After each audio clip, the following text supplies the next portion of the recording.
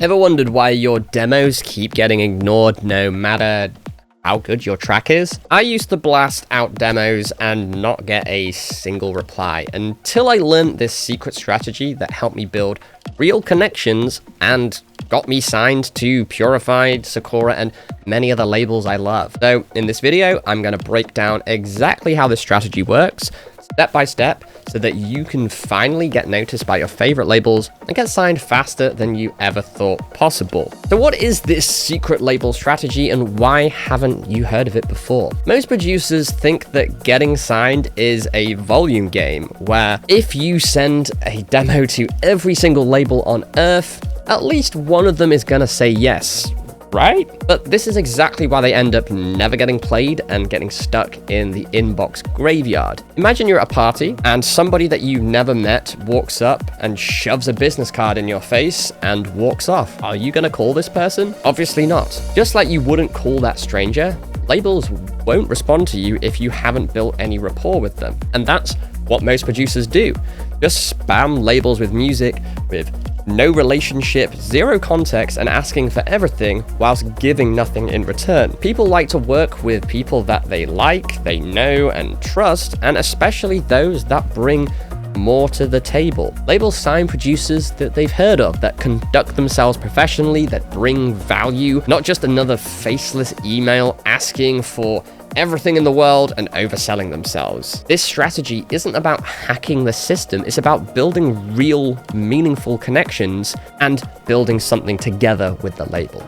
So what does this look like in practice, and why does it actually work? What's the key change to use this method properly? Let me give you a real example of this. I run a label called Elevation London, and the day I started it, I signed up for Label Radar with a label account, and in just 24 hours, I received 50 demos.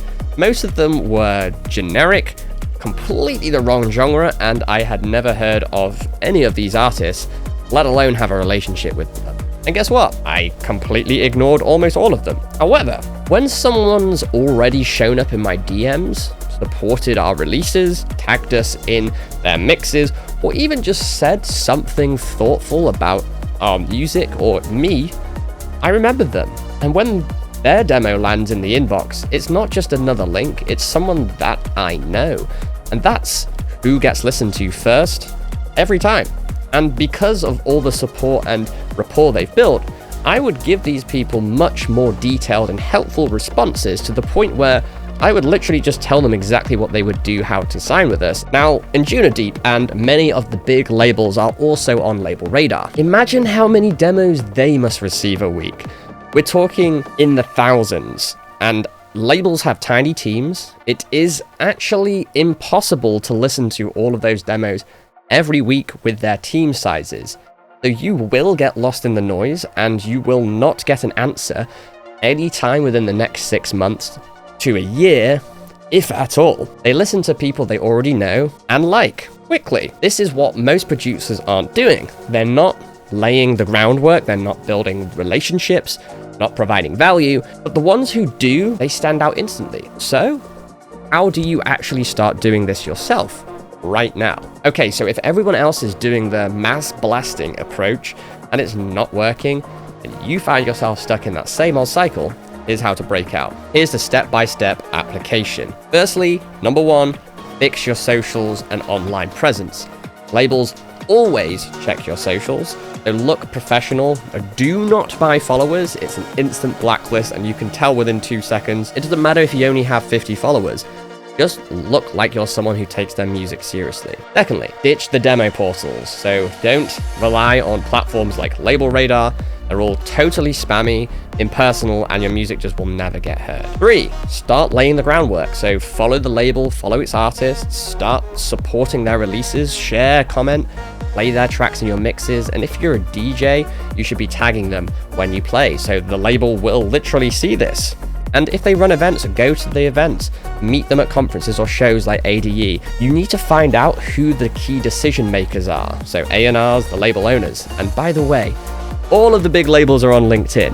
They're all there, and you can easily find who the right person is and how to target. For the smaller ones, you might need to do a little bit of recon, such as DMing them or like asking them or like asking some of the artists that you're building relationships with who've released on the label already. When I started doing this, the labels knew who I was already, and before I even sent them the first email and asked them for anything, they'd be like, oh yeah, we've heard of you before. This is all by design, and it's what you should be doing. Step number 4 is building real relationships.